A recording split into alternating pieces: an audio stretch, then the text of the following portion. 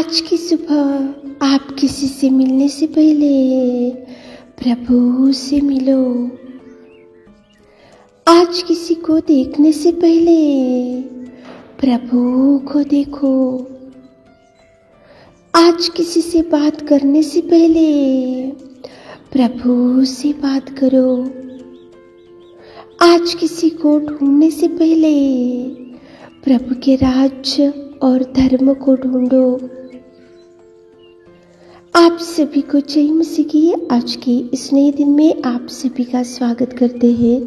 हम आशा करते हैं कि आप सभी प्रभु की कृपा से अच्छे होंगे।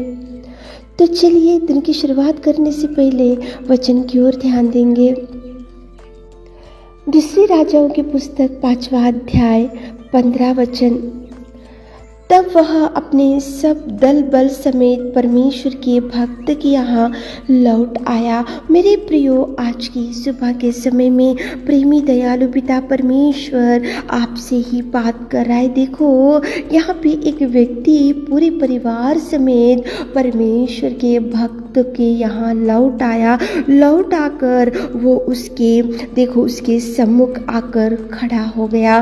कौन था ये परमेश्वर का भक्त और कौन था ये मनुष्य जो पूरी परिवार समेत परमेश्वर के भक्त के पास आकर खड़ा हो गया? तो मेरे प्रियो, यहाँ पे देखो नामान था और वो एक सेनाधिपति था और वो एक अच्छा पोजीशन में था। उसके पास धन था, संपत्ति था और देखो बल शक्ति और वो शूरवीर था और सब कुछ उसके पास था। लेकिन नामान को एक कोढ़ी की बीमारी थी।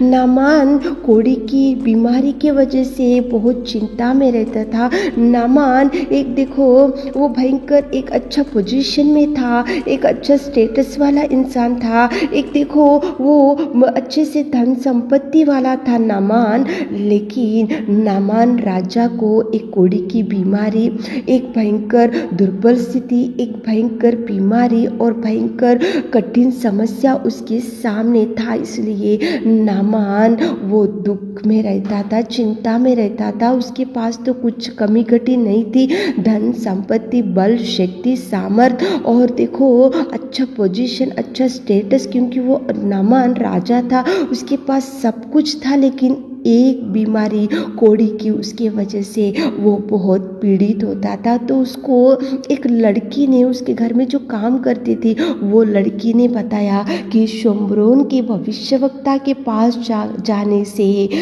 नामान कोढ़ी से शुद्ध हो जाएगा।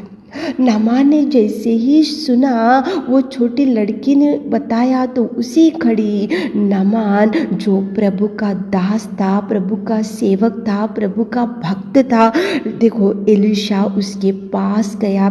जाकर एलीशा ने नामान को बोला कि जाकर तू वहाँ पे यरदन में जाकर उसमें 7 बार डुबकी मार और तेरा शरीर छोटे बच्चों के जैसा शुद्ध हो जाएगा। देखो मेरे प्रियो, यहाँ सुबह के समय में यहाँ पे सीखने की ये बात है कि एक तो नामान राजा था, एक तो उसके पास धन संपत्ति थी, वो एक तो स्टेटस वाला था, उसके पास ज्ञान बुद्धि और सब कुछ था, लेकिन उसके जीवन में कोढ़ी की बीमारी थी। कोढ़ी की बीमारी होने की वजह से उसके घर में जो दासी थी, छोटी लड़की, उसने बताया कि शोम्रोन में एक भविष्यवक्ता है, उसके पास जाने से कोढ़ी की बीमारी जाएगी। इसलिए नामान ने विश्वास रखा और नामान गया एलीशा के पास जो प्रभु का दास था। तो एलीशा ने उसको बोला कि जाकर तू यरदन को जा और 7 बार डुबकी मार और तेरा शरीर छोटे लड़के के जैसा शुद्ध हो जाएगा।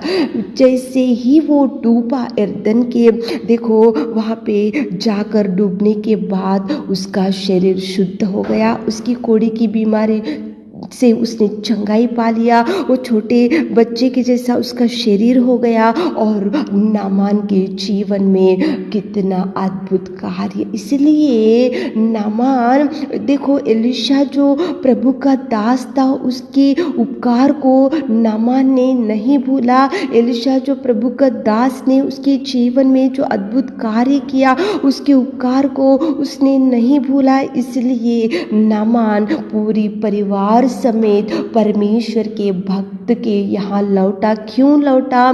क्योंकि वो परमेश्वर के दास को भेंट ग्रहण करना चाहता था, उसको थैंक्स बोलना चाहता था और उसको कुछ अच्छे से देखो भेंट चढ़ाने के लिए। मतलब यहाँ पे नामान जो प्रभु का दास एलिशा ने किए हुए उपकार को नामान नहीं भूला। एलिशा जो प्रभु का दास था, उसकी वजह से जैसे ही नामान चंगाई पा लिया, उसने जो बोला वैसे ही किया, उसकी वजह से उसने चंगाई पा लिया। उसके जीवन में अद्भुत कार्य हुआ। बहुत साल से कोढ़ी से पीड़ित था, बहुत साल से दुख में था, बहुत साल से दुर्बल स्थिति में था नामान, लेकिन जैसे जैसे उसके प्रभु के दास ने उसको बोला उसी रीति से उसने चंगाई पा लिया। इसलिए प्रभु के दास के पास पूरी परिवार समेत आकर थैंक्स बोलने लगा और परमेश्वर के दास के सामने उसके सम्मुख आकर खड़ा हो गया और परमेश्वर के दास के सामने पूरे परिवार के साथ आया। और क्यों आया? भेंट चढ़ाने को, उसको थैंक्स बोलने को, उसको धन्यवाद बोलने को, उसके सम्मुख खड़े होकर उसको धन्यवाद और उसको नमस्कार करते हुए उसको भेंट चढ़ाने को। यहाँ पे देखो नामान जो राजा था वो प्रभु के दास के पास आया। तो मेरे प्रियो, आज तो प्रभु परमेश्वर पिता की आराधना करने का दिन है।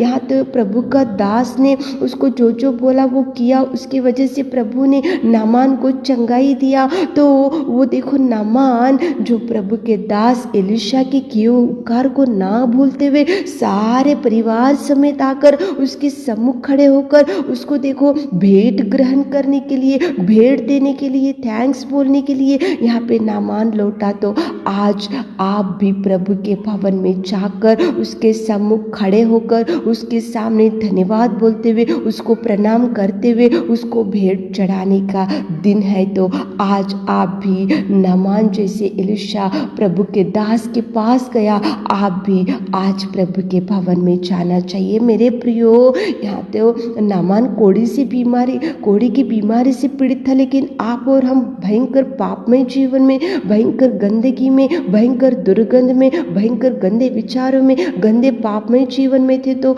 देखो प्रभु परमेश्वर पिता ने आपको धोकर, हमको धोकर शुद्ध किया और उसने कितने उपकारों को आपके और हमारे जीवन में किया। तो आज घर में बैठने का दिन नहीं है, आज देखो फंक्शन में जाने का दिन नहीं है, आज पार्टी बनाने का दिन नहीं है, आज फ्रेंड्स के साथ बैठने का दिन नहीं है, आज शॉपिंग को जाने का दिन नहीं है, लेकिन आज संडे, वर्शिप संडे, आज प्रभु के भवन में जाकर उसके सम्मुख खड़े होकर उसको प्रणाम कर कर आप भेंट चढ़ाकर आज प्रभु भोज में हाथ डालने का दिन है। यह नामान पूरी परिवार समेत जाकर परमेश्वर के भक्त के देखो एलिशा के सामने वो खड़ा हुआ भेंट चढ़ाने को, उसको थैंक्स बोलने को। तो आज आपके जीवन में भी प्रभु ने बहुत से उपकारों को किया है मेरे प्रियो।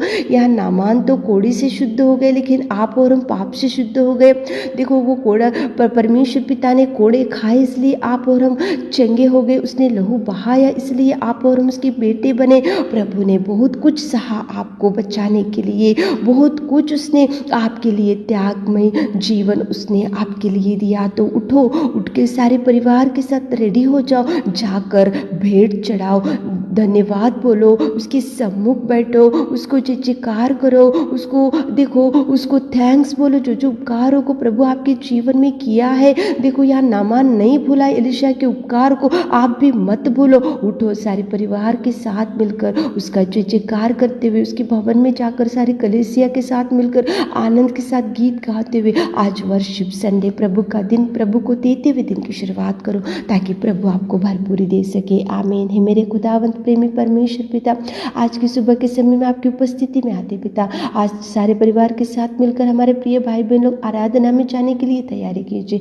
आज दिन भर के आशीषों से भर दीजिए। छोटी सी प्रार्थना आपके मिट्टी और मधुर नाम से मांगते खुदा, आमीन।